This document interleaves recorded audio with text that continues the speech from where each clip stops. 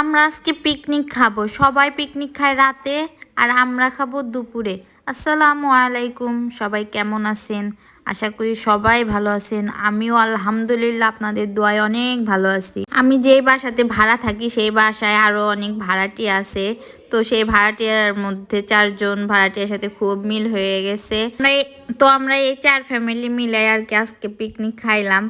এই শীতে এই পর্যন্ত একবারও পিকনিক খাওয়া হয় নাই। শীতও চইলা যাইতেছে প্রায়, তাই আর দেরি করি নাই। আজকেই সকালে প্ল্যান করা হয়েছে আর আজকের মধ্যেই সব পিকনিক টিকনিক করা হইতেছে। এখানে সবচেয়ে মজার বিষয়টা হলো সবাই পিকনিক খায় হচ্ছে রাত করে।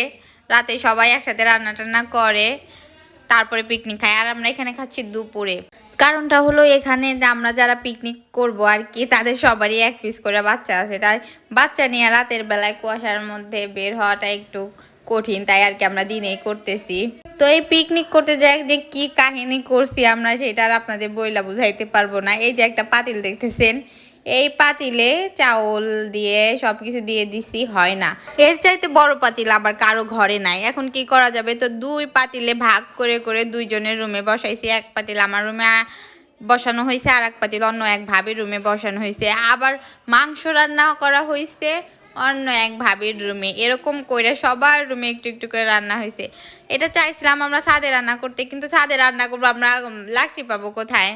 লাকড়ির তো অভাব, সেই কারণে একটু একটু করে আর কি সবার রুমে রান্না করা হয়েছে। তো এখানে আমার সাহেবরে খাইতে দিয়ে দিছে আগেই, তার অনেক ক্ষুধা লাগছে। আর অন্য এক ভাবির রুমে আমরা সবাই আন্ডা বাচ্চা নিয়ে বসে পড়ছি খাইতে। তো এইরকম খাওয়ারও কিন্তু একটা মজা আছে। এই যে এইখানে আমি খাইতে বসছি, আমার মেয়ে আর আমার শান্তি মতো খাইতে দেয়। তার এইটা লাগে ওইটা লাগে কত কাহিনী, তারে বুঝ বুঝ দিয়া তারপরে আমি বসছি এই যে পাতিল নিয়ে। পাতিলে যতগুলা আছে দেখি কতগুলা খাওয়া যায়। দেখছেন কিভাবে নিতেছি। তো এইখানে আমি আপনাদের রান্না সকল প্রসেসিং দেখাইতে পারলাম না, কারণ এক ঘরে রান্না হয় নাই, রান্না হয়েছে বিভিন্ন রুমে। একটু একটু করে একজন সবজি কাটছে নিজের রুমে, আর একজন এইটা করছে নিজের রুমে। তো এক জায়গায় কোনো কিছু হয় নাই, তাই আর কি সুন্দরভাবে সব কিছু দেখাইতে পারলাম না। তবে রান্নাটা যে করা হয়েছে রান্নাটা কিন্তু বেশ মজা হয়েছিল, সব দিক দিয়ে পারফেক্ট হয়েছে, খাইতে খুব মজা লাগছে।